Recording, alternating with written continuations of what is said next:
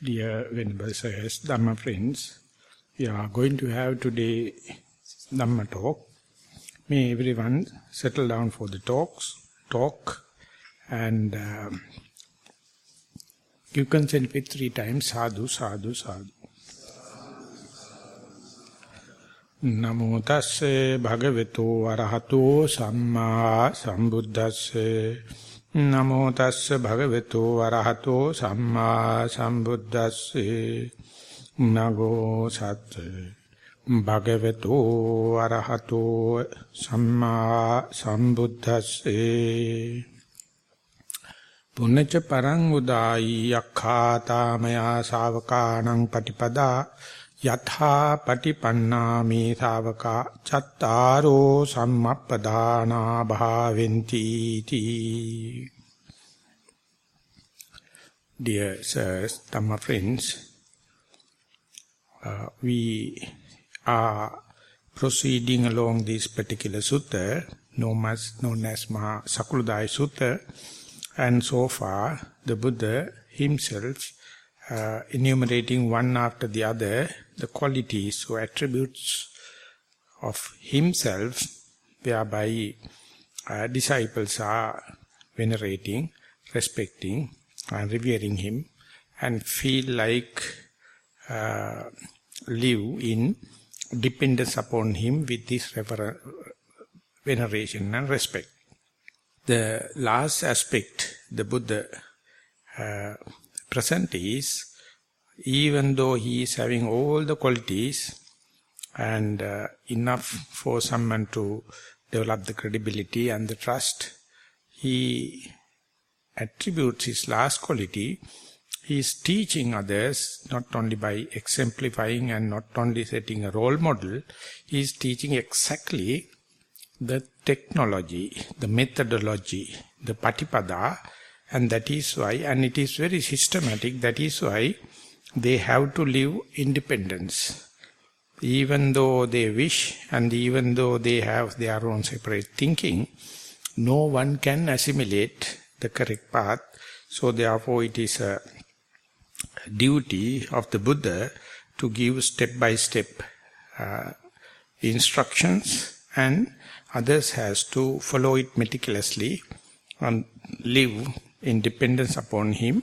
And he not giving any magical formula. He is not giving any unhuman thing. He gives kind of a rational, pragmatic formula. And even if you are not practicing, or even if you are not interested in, you can see rationality behind. And that is how someone develop this kind of veneration and respect.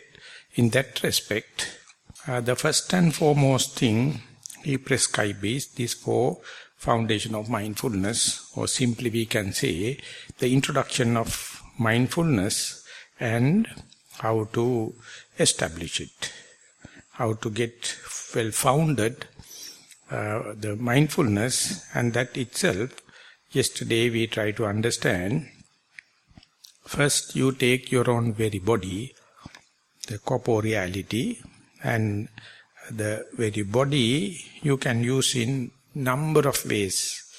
As we read in the Satipatthana Sutta, appear in 2 places, the Digha Nikaya and Majjhima Nikaya, along the discourses and the medium type. Everything start in focusing on the in-breath and out-breath. That's one of the aspect of your corporeality, materiality. And then for postures, you can be aware of your posture, for cardinal postures. And then the shifting of the postures or posture junctions. And then you can be aware how the 4 elements working within in-breath and out-breath, or within the rising and falling of the abdomen, or within the left leg and the right leg, or within the posture, or when and where you change the posture junctions, and then the repulsivity of the body, and comparing it with different stages of corpse the first day after the death, and a few days likewise. Many ways you can put your body into this lab and see in different ways. So this is the starting point. So therefore, according to the Thero calculation, having a human body is an endowment. It's a blessing. It is nothing negative. It is nothing nihilistic. So nothing to feel any guilt, nothing to feel anything, because you are having a human body. In suttas like Pottapada, the Buddha recognizes that Attapatilabha, it's you are going to have it because of your good or wholesome karmic forces of the past life. So therefore, no one to curse, no one to feel guilty, no one to feel any inferiority. Being human, if someone is still having that kind of a thing, it's a mental sickness or mental imbalance. So being a human itself is a blessing. So you are not only considering it and put into use. Otherwise, if you are not looking at, not contemplating on the body as a body or heap, you use it as a beautification and arousing lust or hate to the other people, or use it as a crane or a lever machine, or many ways you can use it. This is what you call the worldly knowledge. But when and where you use it as it is not a single entity, it's a agglomeration. Even within the in-breath, more and more you observe mindfully, you can see 1001 little in-breaths. Within an in-breath, out-breath, lifting of your leg, happening in 1001 different stages and episodes. Moving, dropping, stretching your arm, bending your arms, everything, activities or materiality, it is like a cartoon film. When it is in a real RPM, revolution per minute, animation happens. If you see a thin slicing of time or many frames per second, then you can see how it happens in a very abnormal way. How the breathing takes place, how the walking takes place, just like a puppet. So this is the way you are looking, we call insight, to the body as such. Once that you develop certain amount of mindfulness with respect to your body or corporeality as a heap, then you can see, according to each and every nuances in the posture junctions, there are respective feelings. Feelings are multifarious. So that feelings itself, for the sake of understanding or for the sake of clarity or discrimination or delimitation, the Buddha says many feelings are there in your household life. And some people like us think about renunciation, and even once you renounce, still the body is the body, and lot of feelings, so you can separate it out. Feelings at your worldly sense or materialistic sense, or where the same feeling or same way, even after renounced, lot of feelings are there. So many people think after the renunciation, everything ceases to exist and you will be in a bliss. It is not the case. So you have to understand these feelings in three kinds, whether you are at the household, whether you are renounced, pleasurable feeling, painful feeling, and neutral or no pain, no pleasure feelings. Even that is a complete strange kind of understanding, because at home you never feel no pain, no pleasure. Whenever you feel, you complain, telling you feel lonely, you feel lethargic, you feel cornered, you feel outcasted. So we have a complete negative set of words instead of understanding no pain, no pleasure. Once you become renounced or coming out from the household life and go to the forest or sit under a tree or in a solitude place, still you have, and there you are being asked to keep pleasurable feeling and painful feeling by noting. Whenever the pleasure happens, note it as pleasurable. Whenever painful happens, note it as painful. So later you may find the notable or labelable pain and pleasure is very little. Most of the time, the kind of a feeling you feel not falling into the painful type or pleasurable type. But often you overlook them. Then you never proceed. Then one day you will understand, if you are keen enough to note, this is pleasurable, this is painful. Even if you put the painful feeling as painful, that very feeling is not standing or not waiting to get that label. Before you label, it changes into other one. Pleasure, painful feeling also sometimes change into the pleasurable feeling, or no pain, no pleasure, or even the pleasurable feeling, painful feeling. Even if you try to note it, they are not stable thing like that. Whatever the stability you expect, but the Buddha says you will understand it in a flux. Pleasure also never stable. Therefore, titassa anyatattam panyayati. Even though you try to label it as a pleasure, if you sharp enough, you will see they are not waiting to hold your label. Before you put the label, it is changing to either to no pain, no pleasure, or to the pain. So when you see it, you find the dynamic nature or flux. And then whenever these feelings coloring your mind, there's mental states. Many mental states, and you have no agenda, one thing, and you have no control and governing power, and it is working still in a universal law. Whether you are a male or female, you are learned or not, whether you are virtuous or not, whatever may be, the mind is working in a universal law, but never according to the commoner's wish. Therefore, when and where you understand the nature of the mind, it appears like a threat. It appears like something unexpected. So lucky enough, if you are keen and mindful on your body, if you are mindful on the feelings, then the mind develops a kind of a capacity to understand or tolerate or to be open with the mental state. But even then you must be prepared. And then you can understand the mind, when it's in the natural state, it don't care about moral shame and the moral fear. It is thoroughly untamed, uncivilized. Whatever the civilization, whatever the restrainment you are going to have, the mind never listens. Even if it is listening, only temporarily.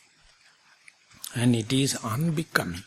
Some have to understand one's mind, but the Buddha, luckily, he says,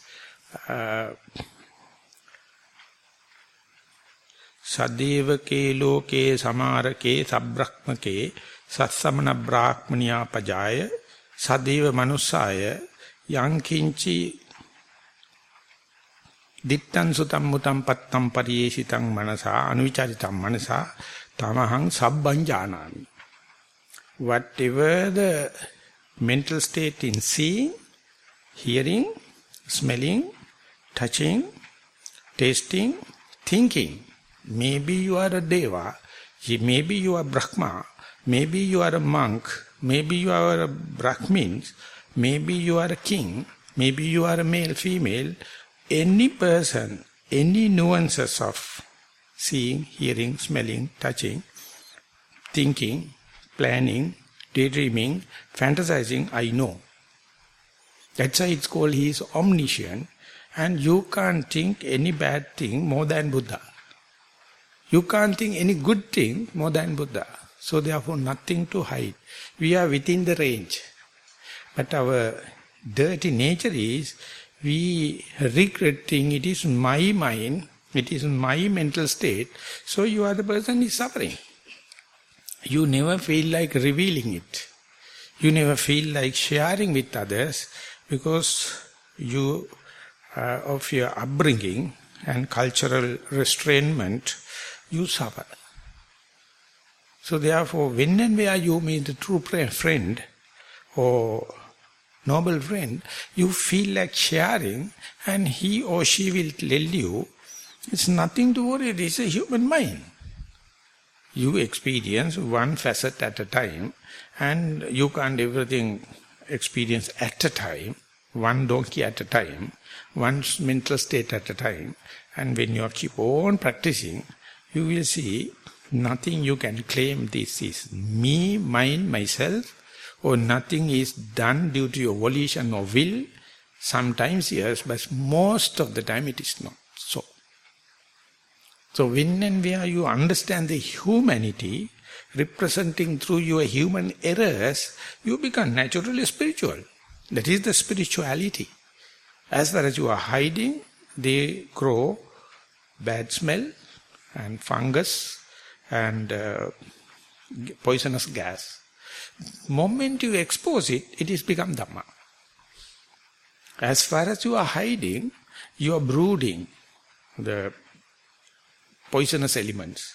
Moment you open it, they become Dhamma. And the deepest thing in the teaching of the Buddha is explaining the different nuances and different shades of your mind. No one is exceptional as far as the mind is concerned. And then only you can understand mind-made objects. Whenever you see something, you add likings and dislikings. Whenever you hear something, you add likings and disliking. Whenever you smell, taste, touch and think, together with your own thinking, you feel sometimes elated or you think sometimes depressed, and that is called mind-made. And they also, you can see as if you are a second person, outsider. So that's how the four foundation of mindfulness is developing. And then the Buddha says, after that to die, I have proclaimed my disciples, first the four foundation of mindfulness, and once that is underway, the way developing the four right kinds of striving.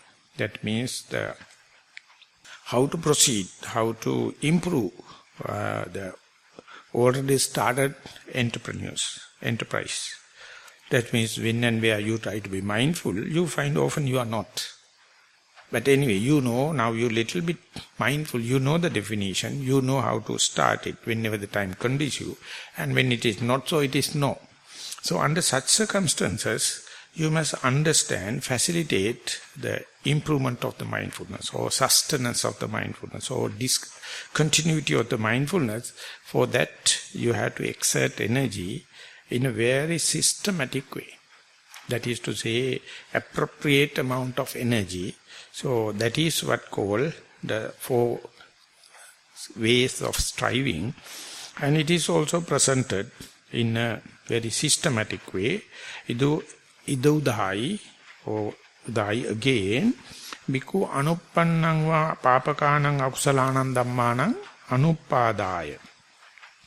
Chandang janeti vayamati viryang arabati chittam paggannati padahati.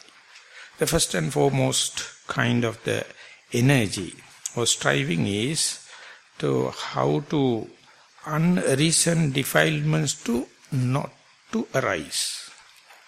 For the sake of unreasoned, non-reasoned defilement to not to arise. There is a kind of zeal, chandan janeti or desire. There is a kind of try you have to give. First and foremost you have to understand, now your first and foremost kind of energy is to, or desire is to, not to arouse unreasoned type of defilements in your stream of consciousness. For that you have to have a kind of a zest or desire to keep the stream of consciousness, not to allow unreasoned defilements to arise, and for that you have to try and you have to exert energy, and then you develop the mind in such a exertion, and then all you can strive through. So therefore, if someone can understand theoretically each and every moment as and when it arises, it is pure, it is enlightened.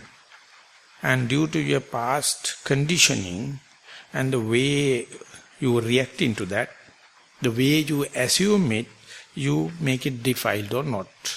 So therefore each and every thought moment is afresh.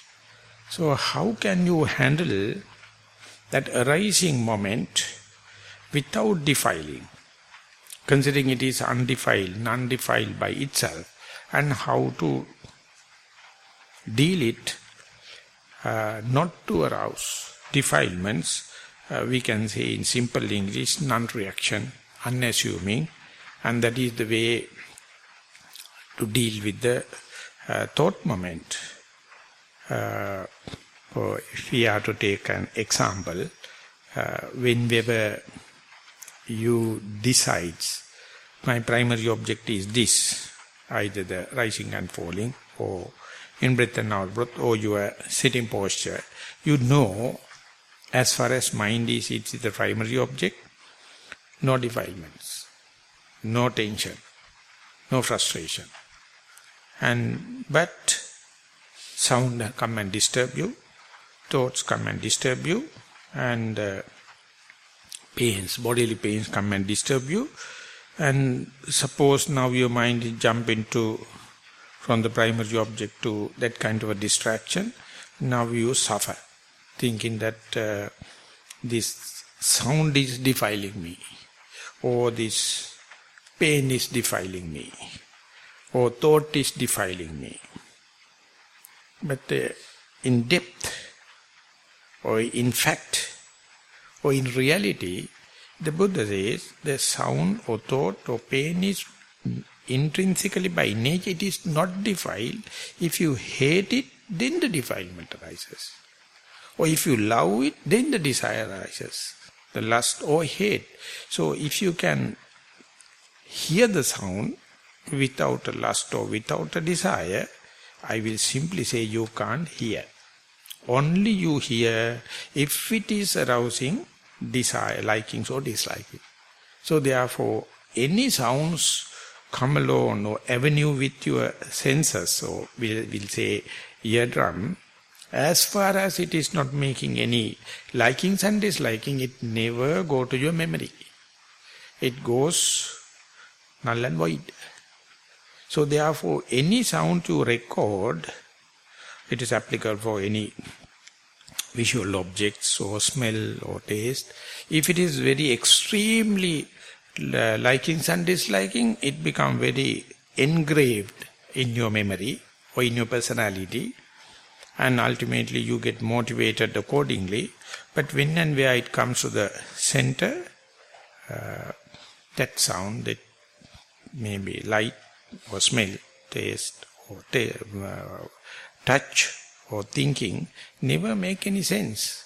So therefore, if you know the sound happen, but I don't care, I can just still be aware that the sound has sound, or to say stop sound at the sound, at hearing, rather than adding liking and disliking, then you can see that sound also unarisen with unaroused defilements.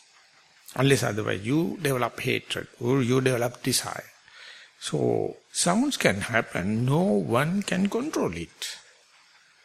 And that is not the world. World is the Hindu explanation. This is whole world is aroused by the energy called sound. Nada. By manipulating sound, you can create anything. That's why they keep on chanting mantras, and whenever the good vibration happens, they can make any illusion. They can make anything magically. So therefore, sound is sound. If you can stop at that level, without adding or without reacting or without assuming, then still defilements are not aroused. So today we got an example telling someone is sitting, other person is walking. The walking person is making thud sounds. The sitting person is brooding, hating. I will write a letter, I will tell Venerable Dhammajiva and ask him to whack the fellow 3 times so that he must or she must understand not to walk in the meditation hall while I am sitting. So this is the way it is happening. So you never stop at that listening.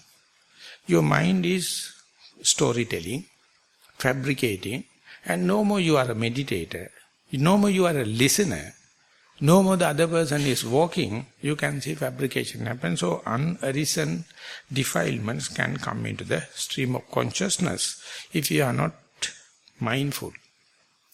Then lot of misunderstanding. You feel other person as bad, he is a person with a soul, he is creating purposefully and intentionally distraction for me. I came from all the sacrification here, and that bloody fellow do not care about that. At least even Dhammajiva is not taking care about that. And the retreat organizer also not caring about that. So I have to go to the human rights court and complain something. You see the fabrication, see the storytelling. And if that particular person knows, first and foremost, zest, a desire must be not to defile my stream of consciousness with unarisen defilements. So you can see what a magical world we are living in. Any moment, the unarisen defilement can arouse. And soon it arises. Our rational thinking is to attribute to the other person. Never understand it is due to my attitude, it is due to my reaction, it is due to my assumption it arises. No one except Buddha. Imagine sound happens, you see the hate, it may be not directly related to these 4 kinds of striving. Imagine sound happens, hate arises, and if you understand the hate came due to this sound, but my main object of meditation is sitting posture. Amidst of that hate and the sound, can I go to the neutral sitting posture? So that definitely soon it go to that sitting posture, again mind become neutral, free of defilements, then you are the Buddha. That's it. That is what you call Nibbana. You have a burning and red-handed, you have caught the fellow, sounds, hate. But the sound may be related with the other person. The hate, definitely your upbringing, your way, and therefore moment you to see as and when the sound arises, as and when the hate arises, then you are the Buddha. Because you have already appointed your primary object, you know how to go back, and you know that is your primary duty, prime duty, because to keep the stream of consciousness unpolluted with unarisen defilements to arouse. For that you have to have the zest or the desire. So that desire is something maybe based upon the faith on the Buddha, or maybe faith upon the Dhamma, or your precepts, or maybe on your faith on the Sangha. Whatever may be, you have to develop that kind of a zest, or that kind of a arouse it. That's also very aesthetic thing. Can someone awaken that kind of a zest? When it is aroused, he has to take effort. Even the sound happens, even the hate happens. Can I go back to the breath? Or can I go back to the primary object? Can I see through sounds? Can I see through hate? So kind of effort you have to exert, you have to strive. But the mind is so much with the anger, or with the sound is again and again happening. So under such circumstances, you have to arouse energy or not it. Sitting. Or in breath, out breath, in breath, out breath. You have to do noting in order to highlight the neutral object while the arousing objects are throbbing right round. So there you discreetly, discriminately select the object which is going to give a less and less defilements or no defilements. So therefore there should have a already stored energy so that you can release at that time and energize yourself, arouse energy, and exerting the mind, because mind is so cussed, so trained to find fault with the person who is walking, find fault, and that is why the anger arises. It says it is fighting for my rights, therefore this anger is friendly. It is my anger. That's the way you are you are justifying. Instead, exert your mind to say, here and there, midst of sound, I can go back to the primary object. Here and there, I can understand I'm angry, but still understand my sole duty is to come back to the primary object. So that exertion never going to teach by our parents. Never. No, any classroom I have seen on the earth to prescribe it and to promote it, and no any injection or any surgery, nothing can impose this kind of a thing into you. It is not happening for the beginners. One has to keep on developing, awaken the zeal or zest or desire, and he has to take little effort and then exert energy and then striving, and then this exertion in the mind is going against the grain. Still the sound is happening, still the anger is there, but you try to see through that. We can easily say this is what you call insight means, or vipassana. You are not worrying about the discipline in the person making sounds. You are not going to justify your anger or irritation or fault finding happening. You understand them, they are the barriers, but can I see through? There you may understand, these sounds are not continuous. The anger never like a wall. It is like a net. There are a lot of holes, perforations in the sound and in the anger. That is why when you are observing the in-breath and out-breath, if you are to see within an in-breath, 1001 in-breaths are there. That means lot of crevices are there. Lot of holes are there. So in the sounds also, if you can see, sounds are happening in quantums. One comes and then again happens, then again happens. If you with angry, it appears like a flat wall. If you are not angry and if you can thin slice the time, and you can see within that sound, still there are some chances for you to be mindful. And whenever the anger sets in, you become bewildered and you never think that you can penetrate anger, you can penetrate the sound. Under such circumstances, exertion never happens. Because you are mad now. Mad with that tiny thing, but back at home, you would listen to it and no case as such. While you are meditating, you never tolerate such a tiny thing. And if you open the eyes and see, there is no person also sometimes. This is a magical thing.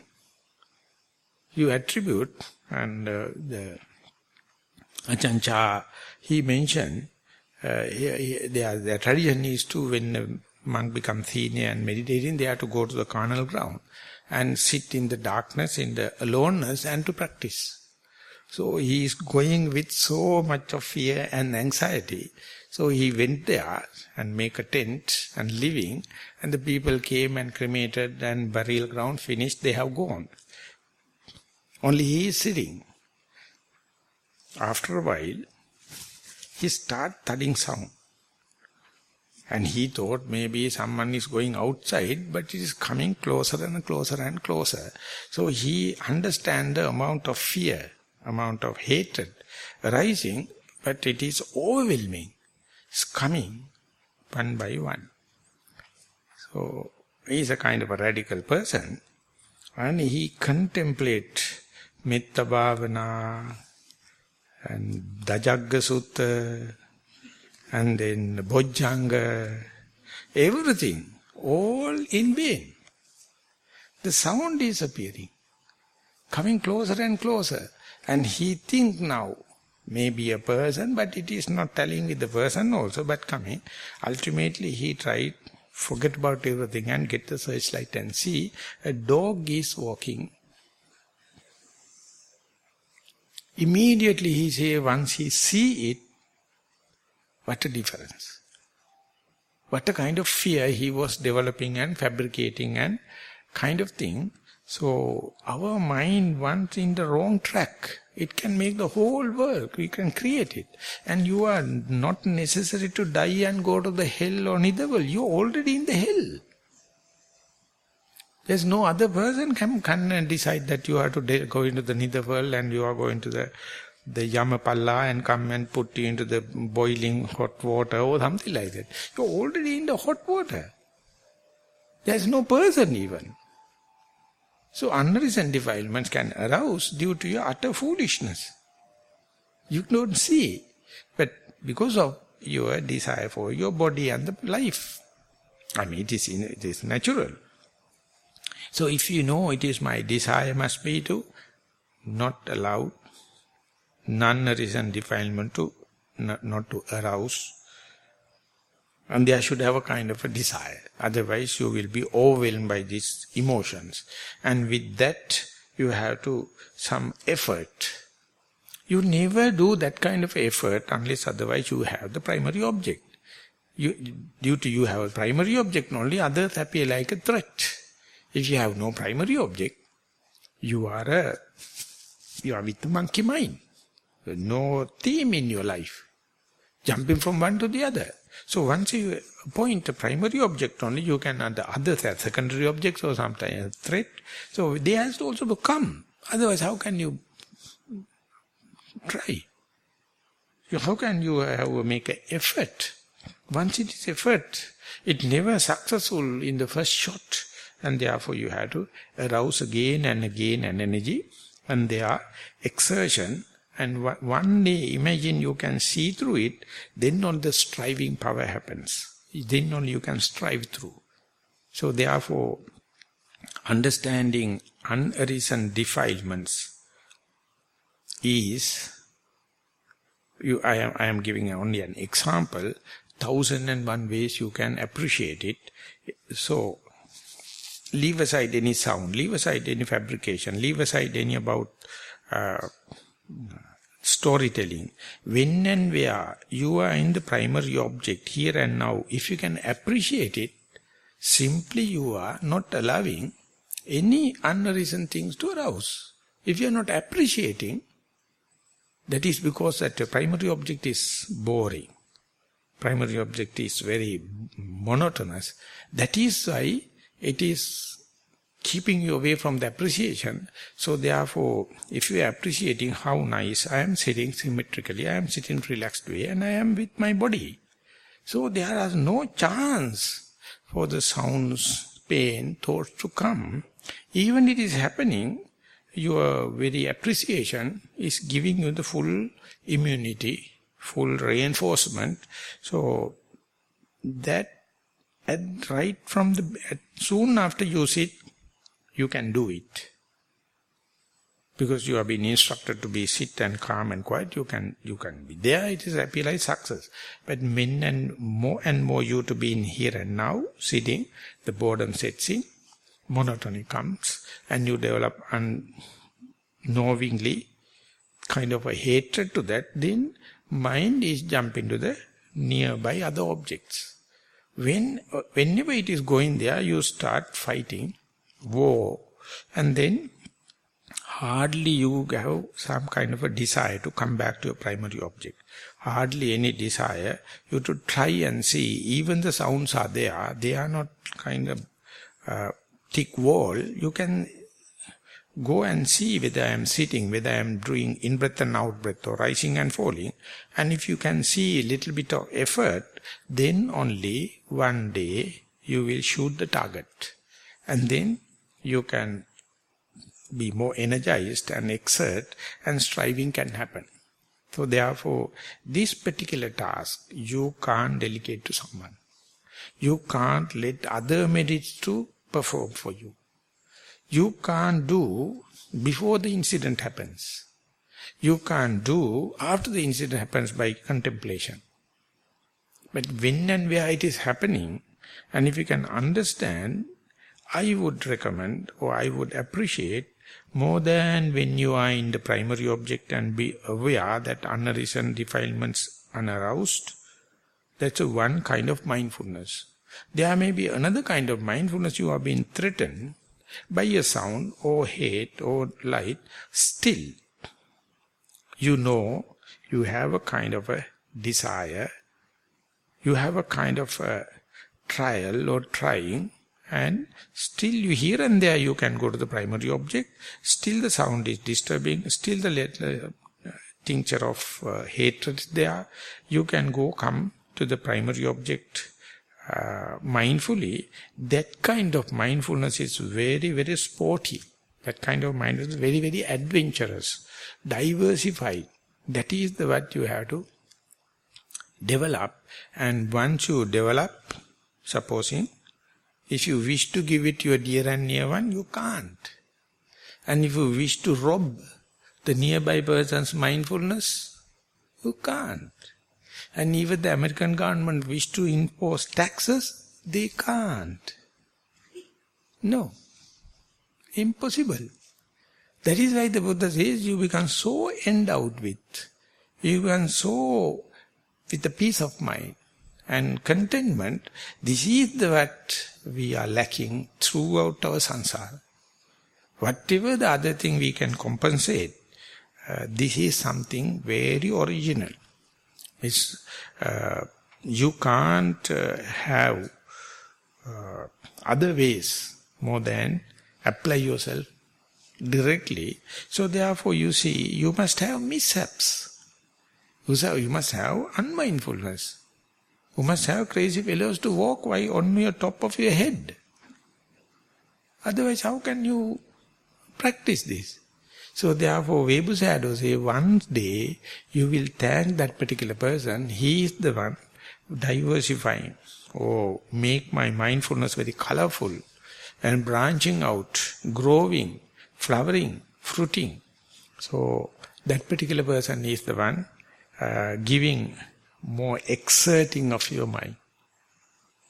So that always we are fully endowed with, because so much of mad fellows are around us. This world is full of that. So you are using it because you assessed, your desire is to idudāyi bhikkhu anuppannang va pāpakānaṁ avasalāna dhammāna na uppadāya chandan janeti. Develop a desire, vayamati, try, chittam paggannāti padhāti.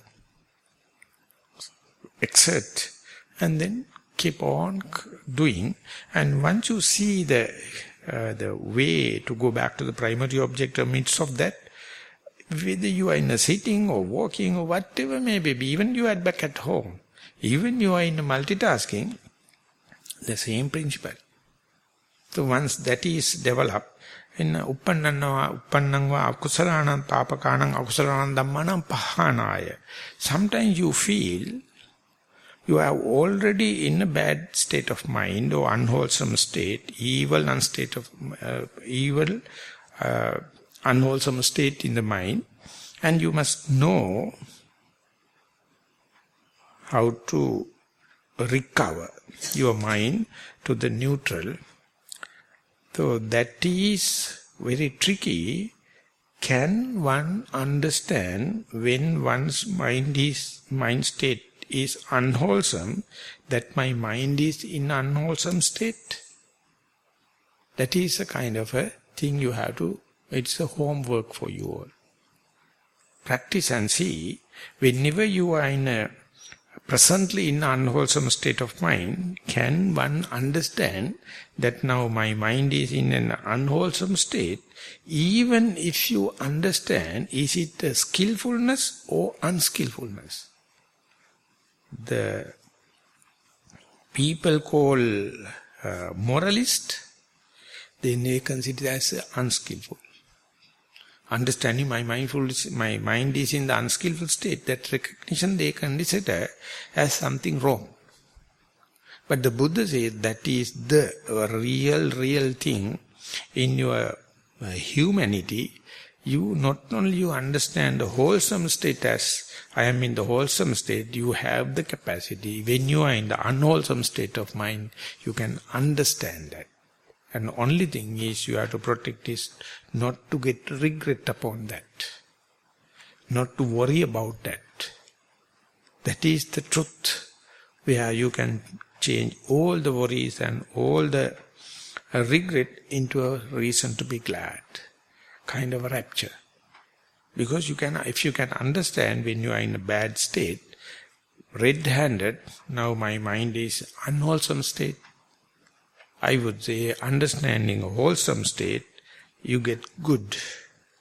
But if you can understand the unwholesome state, you are better. Always you must understand, that's a very tricky thing, but it is not you, it is an endowment in the human mind. You must mobilize it. You must arouse it. Because otherwise, you will ever attribute to the other people, those who create the problem, and you may suffer. Your state of mind is full of unwholesome, and you will never think about how to recover it. In order to recover, first and foremost thing is understanding as and when you are in the unwholesome state. Now I am in the unwholesome state. It is like in the medical science, the diagnosis. If the diagnosis is correct, any pharmacist can recommend the medicine. The trick is, in the specialist, is to diagnose. And in the diagnosis also, I have to understand the primary cause and the secondary causes. Whenever a disease happens, the primary germ or the bacteria, it is attacking you. Whenever your immunity system goes down, all the surrounding bacteria, even saprophytic bacteria, come and attack you. And your symptoms are complicated. So if you are a person treating to the symptoms, often you may treat the symptoms of the secondary symptoms, and still the root cause may be remaining. So therefore, it is not a responsibility of doctors, it's the responsibility of the Medical Research Institute. What they do is, they take saliva samples, blood sample, pus, urine and everything of the patient and develop all the pathogenic agents and see different colonies. And they have to grow them separately and reinfest a healthy person and see who is giving secondary symptoms or primary symptoms, and that reinfestation only you can make sure it is not due to one single germ, pathogen, but it's the multivarious pathogens. Some of them are primary, some of them are secondary. And the second set of patients, that is in the MRI, they take another sample and again culture it and again reinfest. This is called the Cox postulation. He says, by one test don't arrive at a decision, apply again, and second time don't arrive at a decision, apply the third time, and then only you can separate it out, what is the primary cause and the secondary cause. So therefore, whenever you become unmindful, whole gamut of defilements are come and infest you. So therefore, to analyzing that is not easy for a beginner. But the beginner must understand, without analyzing whatever the techniques you are going to use, it is just like treating the symptoms. You don't know the root cause, so therefore 1001 times you have to understand. So moment you understand something wrong somewhere, that very first click or first understanding is enormously important. So therefore the Buddha says in the Itivuttaka Pali, Dve me bhikkhave tathagatassa dhamma desana pariyayena bhavanti achyang accheto passata ayam patama dhamma desana achyang accheto disva tatta nibbindata virajyata vimucchata ayam dutiya dhamma desana. It says, when the Buddha is preaching, his teachings are twofold. First thing is, see the mistake as mistake is very important. On the spot. Then only he can assimilate a method to heal it or recover it. So many in our society, they are not happy to understand the problem as problem. They are jumping to have an answer or medicine. Each and every such medicine is leading to iatrogenic effect. They are treating symptoms. They don't understand the basic question. And that very understanding, the Buddha says, you have to be your own physician, you have to be your own medicine, and mindfulness is going to do that. Therefore, whenever your mind becomes unmindful, if you have any kind of a sixth sense to understand something wrong somewhere, that is the crux of your whole meditation results. So you have to always open to that. Not only that you are happy with whenever you are having the mindfulness and the concentration and the wisdom, it's good. But whenever you are not mindful, whenever you are not concentrated, whenever you are not wise, wisdom, and understanding, is no harm.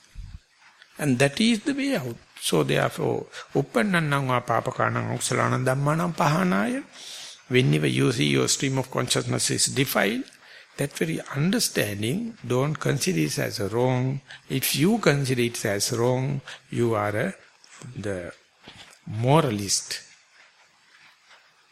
You are completely negative. You hate it. Your mind never think about way out. So that is why Buddha is heavily appreciating the morality. And at a time, morality become a hindrance. So where to use the morality and where to drop it is something you have to learn by practice. It is not the knowledge you are born with. It is not the knowledge that you are learning in the classroom, but it's appropriate technology. When and where happen, see red-handed, my mind is with hatred, my mind is with the lust, my mind is with the sloth and torpor. That very understanding, if you become ashamed, or if you become regret, that is what you call ignoble, or not a true state. So that kind of a the state of mind, the Western researchers, they find some are born with that kind of investigating kind of mind, some are not. For those who are not endowed with that kind of genes or background, whatever the meditation they do, they never come to the vipassana sphere.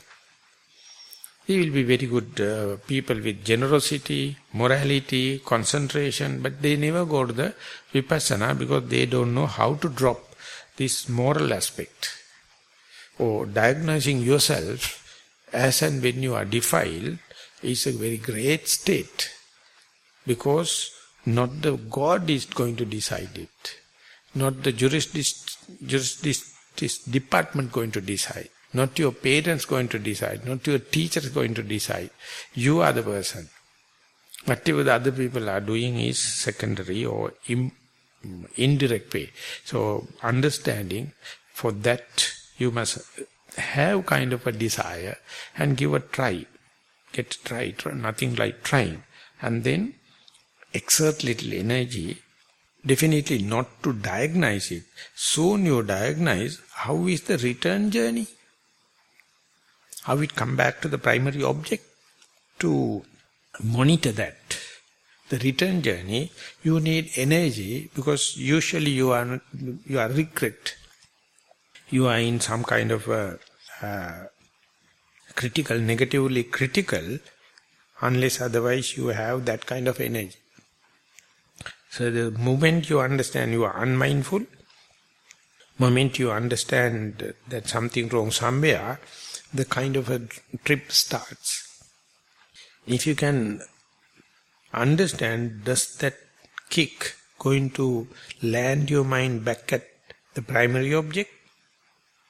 Or when it come back to the primary object, is primary object calm and quiet? Mind falls calm and quiet to the primary object? Or is it agitated?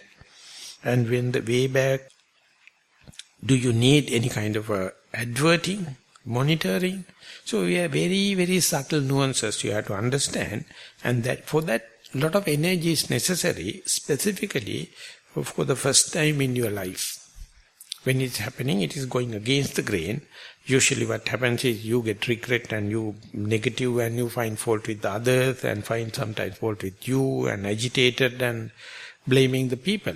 But instead, if you understand, you may see there's a state where you are using some of your energies to understand uppannanam akusalanam dhammanam pahanaya. Recognize your mind's state of mind is full of defilements, full of bad state, unwholesome state, evil. But that seeing, that understanding is supreme purity. It's a supreme clarity. If you can recognize it, and it is almost like Buddha. Understanding as and when it happens.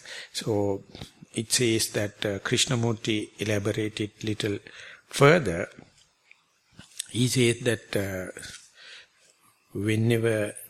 yesterday also when we are going, there was a serpent, but it was going, therefore you can easily understand. But when they are resting, they are coiling and be under a leaf. So when you are putting the leg down, sometimes you can see the leaf and there's a little projection. You don't know whether it is a creature or something like that. And imagine just before putting your leg, if you can understand the head of the poisonous snake, Krishnamurti is asking, do you need any instruction to take the leg to the right side or left side or run away into the left or east? Do you ask him, going to the astrologer to ask that what to do? No, body knowledge is there. That body knowledge you don't believe. It is not you. It's a matter of seeing this and understanding or not seeing and misunderstanding. If you misunderstand and come closer, the serpent is so swift, attack you in no time. If you see it, you are in the safe side. Imagine this house is wired for the electricity and fans and kind of thing. There's an exposure in a wire. And there's no label. So when you are doing sweeping and kind of thing, you are about to touch it. And if you imagine and see this an unwanted exposure, maybe high electricity, they are better not to touch. While you are closing, you are utterly safe. But without that, if you are going to touch, electricity is not have understanding whether you are a male or female. It has no decision or a sympathy on your maturity, or whether you are a yogi, or whether you are a kapakarya, nothing, soon you touch, you can't do nothing. So that very understanding is the savior. So understanding that high potential defilements in your mind, it's usually more or less never recognize this as in a diagnostic background. So the yogi, those who have the primary object, they are the people understand, they know what to do, go back to the primary object. Simple, straight answer. Imagine if you do not have a primary object, if you do not have a pivotal point, if you do not have the benchmark, where to go? You have never developed any solace. You have never developed any oasis. You have never developed any kind of a neutral stage. So therefore, first Buddha explained the 4 foundations of mindfulness, and then expose yourself to the day-to-day activities. Whenever you become vulnerable, Knowing that you are vulnerable is one thing. And second thing is, it's a negative thesis. And what is the thesis? You must go back to the primary object. The whole world, talking meditation, talking techniques, they are negative. They only explain you are invulnerable. What to do next? No one put forward with the thesis. The Buddha put forward mindfulness, primary object, your body. It's an endowment. So before it happening into such a vulnerable situation, you must have already developed mindfulness, already developed return way back to your body, already developed return way back to your primary object, is called way back home. And then that is the point. You must be clear in interviews. Whenever something goes wrong, you are the person understand what to do next. You can't go to the astrologer. You can't go to the specialist at that time. You must know, simply be mindful. Come back to the primary object. Be here and now. Not going to the distractive position is separate. And going and recovery by yourself may be too early to tell it like that. But simply you can say, then you can meditate without a teacher. You know where to come back. Because you know how to handle the already arisen defilements. And once that only happens, only you get kind of a confidence or adhimokha for you can foresee whenever the mindfulness is, the mind is with the undefiled or defiled position, you know little bit of how to handle it. And when that happens, you understand anuppannānaṁ kusalānaṁ dhammānaṁ uppadāya. You have to be endowed with, armed with, or weapons for this path. So it is not simple faith on the unfounded faith or superficial faith is not enough here. You have to have a okappana saddha, faith on your past mistakes, not on the Buddha, not on the Dhamma, not on the Sangha, your past mistakes. Each and everyone is refining, then only it come to the perfection. So therefore you never throw away to the dustbin. You develop your own past mistakes, or simply we can say your best friend, mindfulness. So faith on the mindfulness rather than any other things. So I would like to explain, whole faith is not on the Buddha, not on the Dhamma, not on the Sangha, but on the mindfulness. And then energy to create what? Not the Buddha statues, but anything, energy to create more and more mindfulness. Come back to the mindfulness. And early mindfulness with the weaknesses now slowly reinforcing, and that is called momentary mindfulness is now going to catch the momentum, and you can see mindfulness also evolving now, slowly evolving, and then more and more the faith, energy and the mindfulness come into align with the samadhi or mind concentration. It is natural outcome. So you must understand, up till that, if you are searching and chasing behind the concentration, you are chasing behind without due causes, without due energy, without due alignment. So therefore that concentration, even it happens, it is not persistent. So therefore now you know, if the concentration is not there, be faithful about your past mistakes, have energy to again and again go back to the mindfulness, and mindfulness must be continuous, not only the momentary, and then you find the concentration can happen, even if it is dropping, even if it is leaving you, never mind, it never leave you permanently. Again it can come. And that is what you call the wisdom. There is no other crystallized wisdom you can purchase in the supermarket. This is the wisdom you develop. So you know, in order to do away with the 5 hindrances, you must have your weapons. You must be armed with that to work with.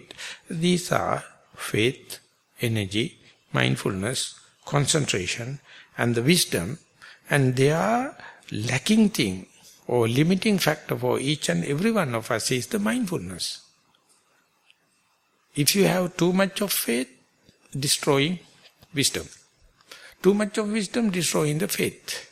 Too much of energy, destroying the concentration. Too much of concentration, destroying the energy. But the mindfulness is like the 5 fingers in your hand, with the middle finger, biggest, longest, most strong. And if it is not there, all the others are fighting each other.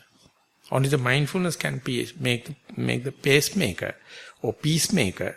So therefore, understand the role of the mindfulness. That is why the Buddha says, Satikvaham bhikkhave sabbattikam vadāmi. O monks, I prescribe mindfulness to be mobilized in each and every circumstances, each and every experience, for each and every object.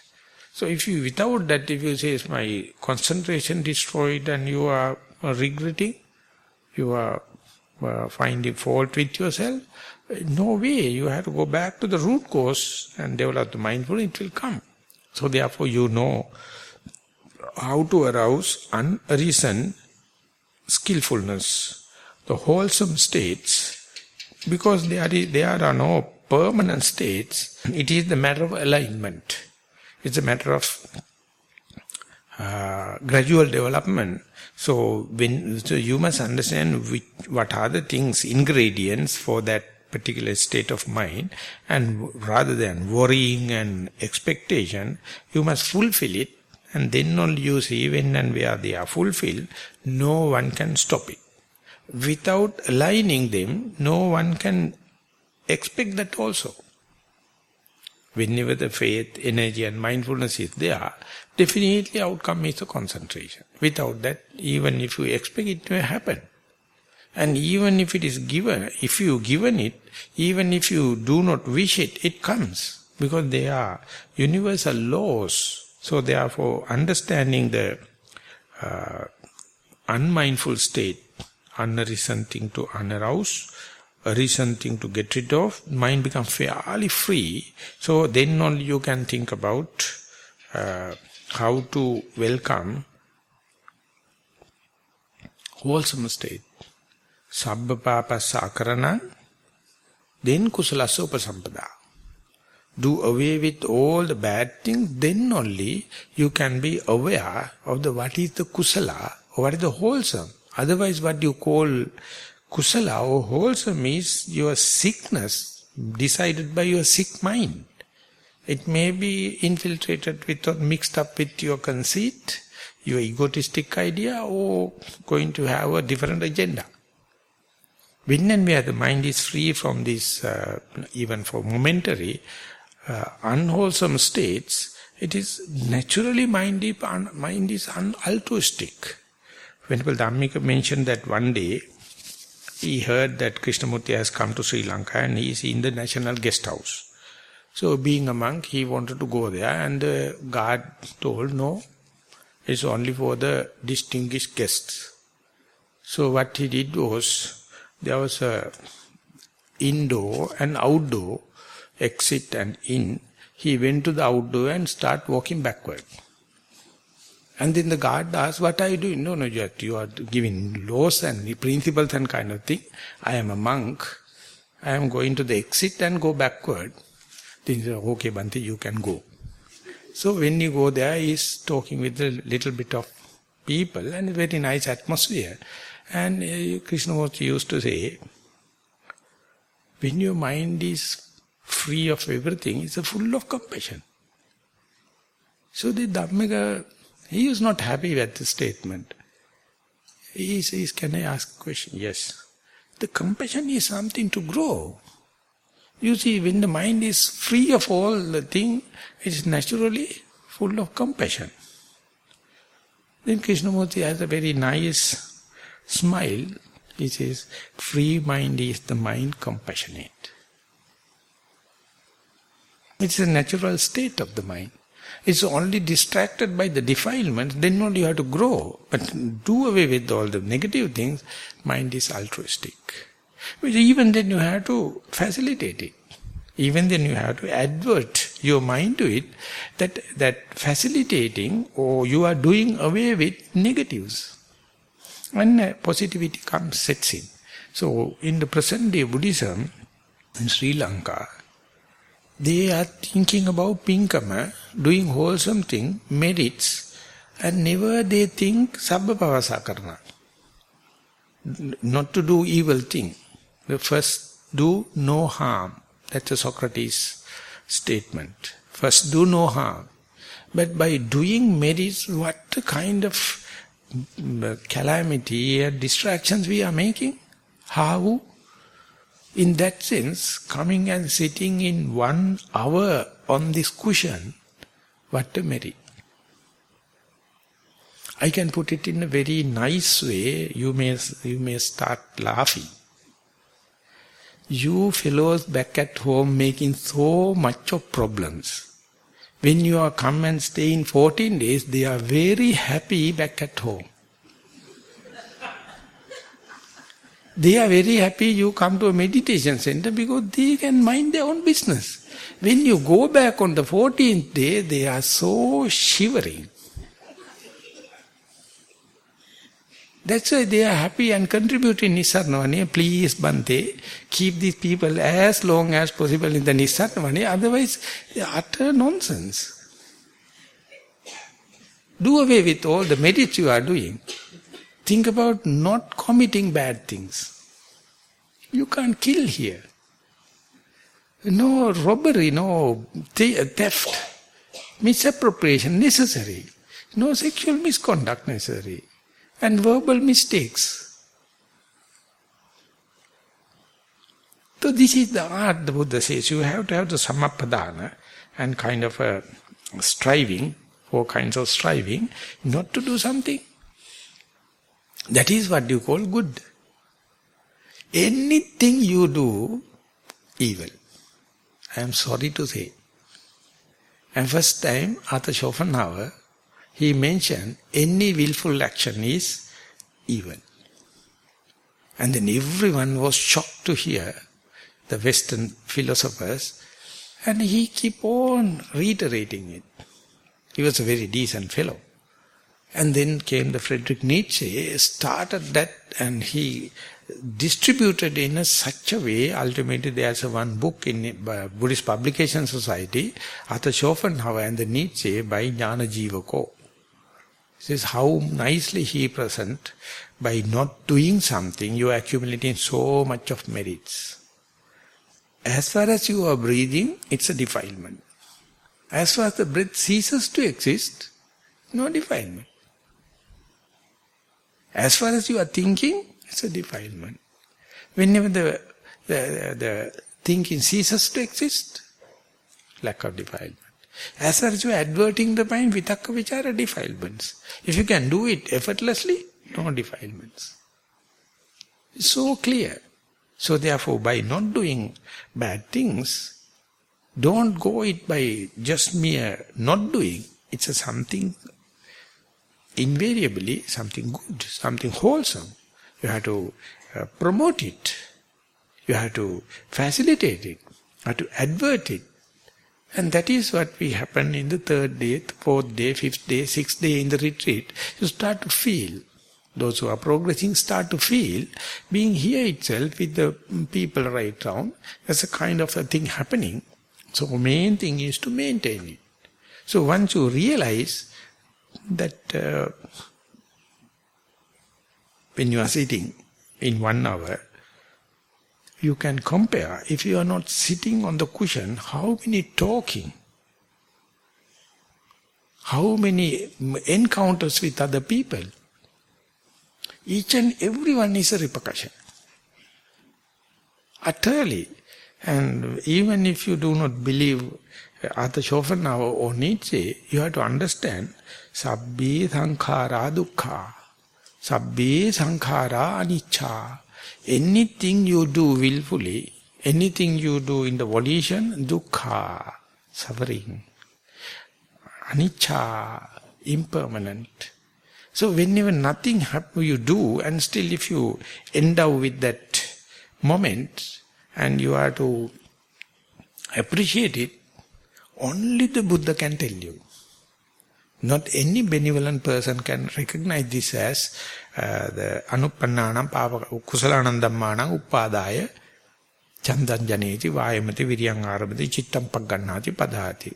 The aroused, already arisen, wholesome state, you have to arouse them, and for that you must have a desire. That means do away with the bad things. So it is coming. When it is happening, I have to try again and again, whenever the bad thing happens, not to hating the bad things, but apply again and again to the primary object. Mindfulness. Be with your body. Be here and now. And then you have to exert little because it is boring. I am repeating.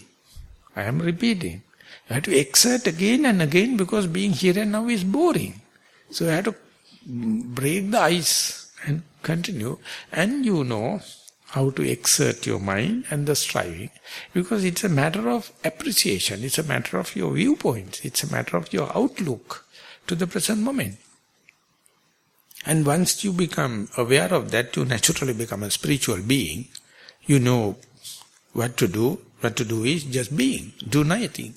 Summairi in Tamil. It's in English they call just being. But not at the beginning. Right from the beginning, if you start not doing, you are a lazy bones. You are lethargic. But once the mind come up to that state, and then understanding and do away with all the effortful thing and try to understand the effortless walking, the effortless sitting and understanding, effortless washing your dishes, the effortless way that you do things, is very aesthetic. And then any amount of people can work in one place, no much of a friction.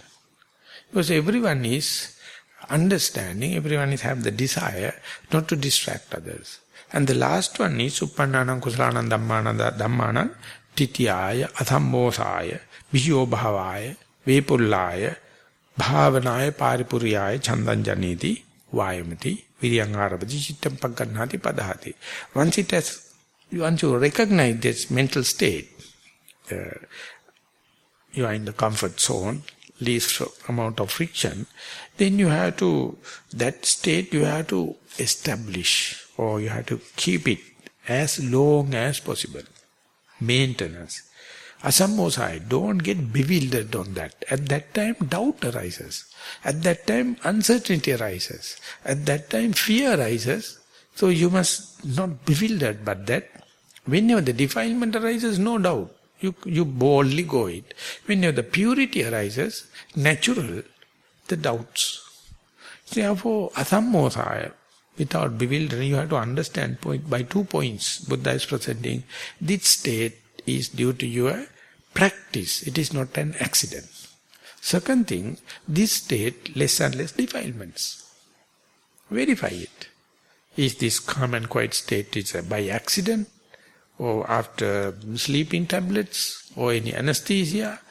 No, by practice. And when it's happening, if you understand it is less and less defilements, that is the way you have to be verify that verification through your history. What is your pathway from the defiled state to this less defiled state? So you are the very person verifying it. But verification is a must. Otherwise doubt arises. Otherwise the fear arises. Uncertainty arises, so it is called fear of freedom. Even when you go to the freedom, even if you go to the unknown, the fear. It's very destructive. It is the way making this negative energy called anger and irritation. So you have to asammosaya, without bewilderment, and bhiyo bhavaya. Not only that, you have to, even this boring nature, even this monotonous, even this no pain, no pleasure situation, cultivate more and more. See the facilities to increase it. Bhiyo bhavaya, vepullāya. You must develop the mastery. How to master it. How to develop it. Bhavanāya pāripuryāya, cultivate it more and more.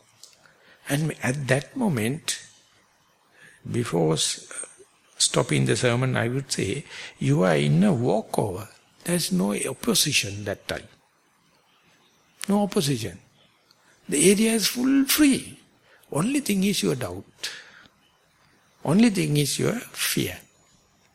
Only thing is your uncertainty.